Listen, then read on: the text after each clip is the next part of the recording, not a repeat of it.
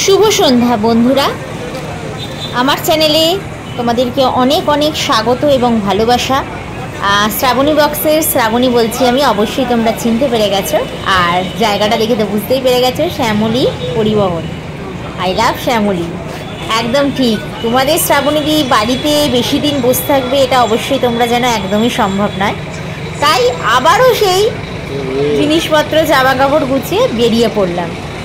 কিন্তু এবার যাচ্ছিটা কোথায়? শ্যামলী পরিবহনের স্ট্যান্ড থেকে বাসে করে। তার আগে বলে দিই, তোমাদের দাদা ভাই, আমি আর আমার মেয়ে, আমরা তিনজনেই গেছিলাম প্ল্যানে। আগে থেকে টিকিটটা আমাদের অলরেডি বুক করাই ছিল যাওয়ার জন্যে, দুদিন আগেই বুক করেছে। হুট করেই আমাদের প্ল্যান হয় যেন যাওয়ার জন্যে, তো সেই কারণে আমরা রেডি হয়ে বেরিয়ে পড়েছিলাম। কিছু তো খাওয়া দাওয়া সেরকম কিছু কি রাতে ডিনার করবো বুঝতে পারছিলাম না, তাই আমরা চলে গেছিলাম ডিরেক্ট প্ল্যানেটে নিজাম প্যালেসে। নিজাম প্যালেসে আমরা বিরিয়ানি খেয়ে, তন্দুরি রুটি খেয়ে, আর রেজালা সব কিছু খেয়ে দিয়ে আমরা বাস স্ট্যান্ডে চলে আসি। এবং দেখো, আমাদের শ্যামলী পরিবহনের বাস কিন্তু হাজির হয়ে গেছে। দুর্ধর্ষ বাস। যারা যারা বাসটায় ট্রাভেল করেছো অবশ্যই জানো, আর যারা ট্রাভেল করনি সবাইকে অনুরোধ করব, অবশ্যই একবার বাসটায় ট্রাভেল করো। এদের দু ধরনের বাস, একটা 9600 ভলভো বাস, যেটা এখন রিসেন্ট চলছে, যেটা এক্সপ্রেস লাইন বলো কিংবা গ্রিন লাইন বলো, এগুলো চলছে। আর এদের শ্যামলী পরিবহনের একটা ওল্ড বাসও রয়েছে। তো এখানে ড্রাইভারের সিট তোমরা দেখতেই পাচ্ছ সামনেটা, আর বাস যে এন্ট্রি নিচ্ছিল সেটাও আমি তোমাদের দেখিয়ে দিয়েছি। চলো এবার ভেতরটা দেখাই। তো একদিকে ছিল, নিচে ছিল সিটিং, একটা সিঙ্গেল সিটিং, ডাবল সিটিং, আর ওপরে ছিল সিঙ্গেল শোয়ার জন্যে, আর আরেক সাইডে ডবল শোয়ার জন্যে, মানে স্লিপার এবং সিটার দুটোই ছিল এতে। তো আমরা স্লিপারটা পাইনি, একটু লেট হয়ে গেছে বলে আমরা সিটারই বুকিং করেছিলাম এবং সিঙ্গেল সিট বুকিং করেছিলাম। বাসের ভেতরটা ভীষণ পরিষ্কার পরিচ্ছন্ন, আর তার সাথে ব্ল্যাঙ্কেট দিয়ে দিয়েছিল, চার্জিং পয়েন্ট দেওয়া ছিল, ভীষণই পরিষ্কার পরিচ্ছন্ন, তোমাদের কিছু বলার নেই। এই সিটগুলো পরপর আমাদের পড়েছে তিনটে, সিঙ্গেল সিট নিয়েছিলাম। সামনেটা অনেকটাই স্পেস ছিল, খুব ভালো লাগছিল, এনজয় লাগছিল। সবাইকে রিকোয়েস্ট করবো একবার যাওয়ার জন্য। তবে এখানে কোনো বিকেলের ব্রেকফাস্ট ওনারা দেননি। বাসটা ঠিক ছাড়ে রাত্রি 8:30, একটা 8টায় ছাড়ে, একটা 8:30। তো বাস গিয়ে থামলো ঠিক 10টা নাগাদ আজাদ-হিন্দ ধাবাতে, 9:30 থেকে 10টার মধ্যে। এক্স্যাক্ট টাইমটা তোমাদের বলতে পারছি না। আর এর পেছনে দুটো এক্সপ্রেস লাইনের বাস ছিল, সেগুলোও কিন্তু হাজির হয়ে যায়। যেহেতু রাতের ডিনার আমরা সেরে নিয়েছিলাম, তার জন্য আমরা এখানে সেরকম কিছু ডিনার করিনি। একটু চা, কফি, আমি কোল্ড ড্রিঙ্কস নিয়েছিল 2-3 ধরনের, তো সেগুলোই আমরা একটু খেয়ে কাটালাম। কিন্তু বন্ধুরা, তোমাদের কি দুর্যোগের কথা বলবো আর কি বিপর্যয়ের কথা বলবো। বিশাল একটা বিপর্যয়ের সম্মুখীন হয়েছিলাম। মানে আমরা যেহেতু 14ই আগস্ট গেছি, 15ই আগস্টটা অবশ্যই বাসটা থেকে বুঝে গেছো কোথায়, একদম পুরীতেই বাবা জগবন্ধুর দর্শন করতে রথের পর সবাই, অনেক ইউটিউবাররা গেছে, তোমরা দেখেছো। বিপদটা কি ঘটেছে আমাদের দেখে নাও, তোমাদের পুরোটাই ভিডিওটা তুলে ধরেছি। আমাদের বাস 9:30টার পর ওখানে 20 মিনিটের জন্য দাঁড়ায়, 20 মিনিট বলে কিন্তু 30 মিনিটের জন্য দাঁড়ায়, ওয়েট করা হয়। তারপর আমরা যখন বাসে উঠি দেখি বাসের এসি চলছে না। আচমকা বাসের এসির এই বাসের যে এসির একটা বেল্ট থাকে, সেই বেল্টটা ছিঁড়ে রাস্তায় পড়ে যায়, কিন্তু কোথায় পড়ে যায় কেউ জানতে পারে না, কারণ রকমভাবেই চালানো যাচ্ছিল না। আর এসি ছাড়া এইসব বাসে যাওয়া সাবকেশন, এত মানুষের, পাবলিকের ভিড়, তার সাথে 14ই আগস্ট প্রচণ্ড গরম ছিল, তোমরা অবশ্যই জানো। তো আমাদের প্রায় কলকাতা থেকে আবার গাড়ি গেছে সারাবার জন্যে, শ্যামলী পরিবহনের নিজস্ব গাড়ি গেছে, প্রচুর ঝগড়া অশান্তি হয়েছে। তারপর গাড়ি গিয়ে পৌঁছায় যখন, তখন ঠিক 12টা, 12:30, 1:30 বেজে যায় বাস যখন পৌঁছাতে। মানে বুঝতে পারছো, আমরা 9:30 থেকে ওখানে কন্টিনিউ দাঁড়িয়ে বসে, অস্বস্তিকর পরিবেশ, কারণ হাই রোডের ওপর, বুঝতে পারছো। সব থেকে বড় কথা যে কোনো রোডের ওপর গিয়ে দাঁড়ায়নি, একটা ধাবার সামনে দাঁড়িয়েছে। যদি কোনো আজকে রোডের ওপর বাসটা গিয়ে দাঁড়াতো তাহলে কত বড় একটা মেয়েদের রিস্ক হয়ে যেত বলো, লাইফ রিস্ক। কারণ আমরা এখন চারিদিকের পরিস্থিতি দেখতে পাচ্ছি।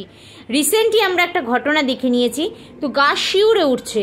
তো এইরকম যদি পরিস্থিতি হয়ে থাকতো তাহলে আমাদেরও কি ঘটনা ঘটে যেত। এতগুলো ওখানে ছেলেদের থেকে বেশি মেয়েরা ওই বাসটায় ট্রাভেল করছিল। তো দেখো, প্রচুর প্রচুর অশান্তি হচ্ছে, ড্রাইভারকে মারবার জন্য সব রেডি হয়ে গেছিল। তো লাস্ট শেষমেশ বাস যখন ছাড়ে তখন 2:34 বাজে, ওখান থেকে আমরা তখন বেরোই।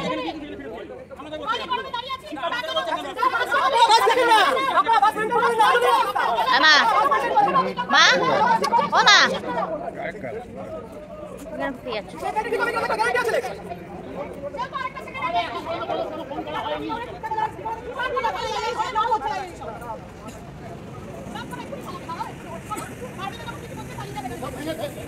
ফোন করছে না, শুধু কানের মধ্যে ফোনটা নিয়ে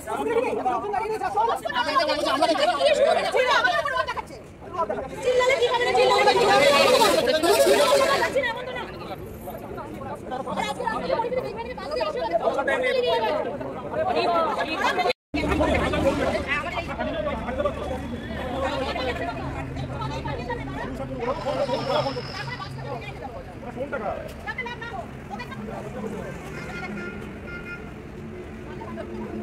তোমরা অবশ্যই বুঝতে পারছো বাস তখন কিন্তু কোলাঘাট যায়নি, কোলাঘাটের অনেকটা আগেই আজাদিন ধাবা।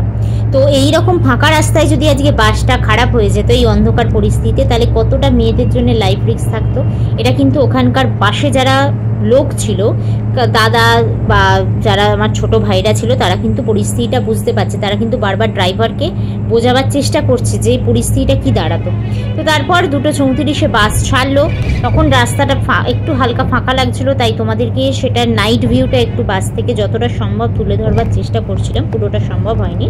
তো ওই অবস্থায় জেগে জেগেই গেছি। আর একদম ভোরবেলা যখন আলোটা ফুটছে তখনকারও একটু সৌন্দর্যটা তোমাদের কাছে তুলে ধরেছি। দেখো তোমাদের কেমন লাগছে অবশ্যই জানিও। সাথে সাথে এটাও জানাবো যে কে কে এইরকম বাসের কঠিনতম মানে এইরকম মুখোমুখি হয়েছে এইরকম একটা পরিস্থিতির। তো সেই টাইমে অনেকেরই মাথা গরম থাকে, সমস্ত কিছু করার নেই, মাথা ঠান্ডা করে চলতে হয়, কারণ ড্রাইভারের হাতে আমাদের প্রাণ থাকে। তো সেই কারণে ওনাদেরকে মারধর করে বা ওনাদেরকে উত্তপ্ত করে কোনো লাভ নেই, কারণ ওনারা যখন গাড়িটা চালাবেন সেই মাইন্ডে যদি চালায় তাহলে যে কটা প্যাসেঞ্জার থাকবে তাদের কোনো দুর্ঘটনা ঘটে যেতে পারে। তাই সবাইকে অনুরোধ করব একটু ঠান্ডা মাথায় যতটা সম্ভব তাড়াতাড়ি করে কাজ করবার। কিন্তু সব ড্রাইভার তো সমান হয় না, এটা অবশ্যই আমি একমত তোমাদের সাথে। তো যেহেতু পরের দিন হয়ে গেল 15ই আগস্ট, আমরা আজাদিন ধাবাতেই করে নিলাম স্বাধীনতা দিবস। কিন্তু অ্যাকচুয়াল আমরা কি মেয়েরা স্বাধীন? আমরা কিন্তু আদৌ স্বাধীন নই মেয়েরা এখনও পর্যন্ত, সেটা আমরা কিন্তু চারিদিকের পরিস্থিতি দেখেই বুঝতে পারছি। তো চলো আর এই নিয়ে আমি কথা বলতে চাই না, শুধু বলবো একটা কথাই, প্রত্যেকটা মেয়ে সুস্থ থাকুক, ভালো থাকুক, কারণ প্রত্যেকেই বাবা মায়ের সন্তান। এরপর তোমাদেরকে দেখিয়ে নিই, পাহাড়টা দেখতেই পাচ্ছ, বেশ ভালোই লাগছে টিলাটা। আর 15ই আগস্ট উপলক্ষে এই রেসিংয়ে সব যাচ্ছিল, দেখো বাচ্চা বাচ্চা ছেলে মেয়েরা, ভীষণ ভালো লাগছিল। এই দৃশ্যগুলো যদি তোমাদের সামনে তুলে না ধরি তাহলে মনটা কীরকম খারাপ লাগে না। তো সকাল সকাল সব পতাকা নিয়ে সামনে একজন যাচ্ছিলেন আমাদের ভারতীয় পতাকা নিয়ে, আর পেছনে এরা এরকমভাবে যাচ্ছিল। তো ভীষণ ভালো লাগছিল যে হাই রোড ধরে ওনারা এরকমভাবে যাচ্ছে, ওদেরকেও স্যালুট জানাই যে ওরা বেরিয়েছে সবাইকে একটু আনন্দ উপভোগ দেওয়ার জন্যে। তো এই করতে করতে আমরা যখন পুরীতে পৌঁছালাম এক্স্যাক্ট টাইম, তখন কিন্তু 10:30 বেজে গেছে। কিন্তু আমাদের পৌঁছানোর কথা ছিল ভোর 6টায়। আশা করেছিলাম ভোর 6টায় পৌঁছেই 6:30 হয়তো সমুদ্রের মুখটা দেখতে পাবো। ভোর রাত্রিরে সমুদ্র কিন্তু একটা অন্যরকম আবহাওয়া লাগে, আর তার ফিলিংসও অন্যরকম লাগে। তো দেখো পতাকা নিয়ে যাচ্ছে, কিছু করার নেই, কপালে দুর্ভোগ ছিল তাই ঘটে গেছে ঘটনা, এর সাথে তো কিছু করার থাকে না। তো ভিডিওটা কার কার ভালো লাগলো অবশ্যই, যাদের ভালো লেগেছে কমেন্টস করো, লাইক করো, শেয়ার করো। আর যারা নতুন বন্ধু তাদের সবাইকে অনুরোধ করব, চ্যানেলটা যদি ভালো লেগে থাকে ভিডিওগুলো অবশ্যই সাবস্ক্রাইব করে পাশে থাকা বেল বাটনটা ক্লিক করে দিও নিত্য নতুন এরকম ভিডিও পাওয়ার জন্য। আর স্কিপ করে কেউ দেখো না, আবারও বলবো, ভালোবেসে পুরো ভিডিওটা দেখো, অবশ্যই ভালো লেগে থাকবে। আর মাসির বাড়ি পৌঁছে গেলাম, দেখতে পাচ্ছ সেখান থেকে অরিজিনাল পুরী ডেস্টিনেশনে পৌঁছে যাবো। আর কিছু বললাম না বন্ধুরা, তোমরা সবাই ভালো থাকো, সুস্থ থাকো, সেফ থাকো। জগন্নাথ দেবের মাসির বাড়ি আজকের মতো রথযাত্রার পর আমরাও সবাইয়ের মতো এসে একটু হাজির হয়ে গেলাম জগন্নাথ দেবকে দর্শন করতে। তো বাস এসে নামাচ্ছে পুরীর মাসির বাড়িতে। তো দেখো কালকের অনেক ঘটনাই তোমাদের কাছে নিয়ে আসবো রাতের। তো চলো দেখতে থাকো, আর কিছু বলবো না।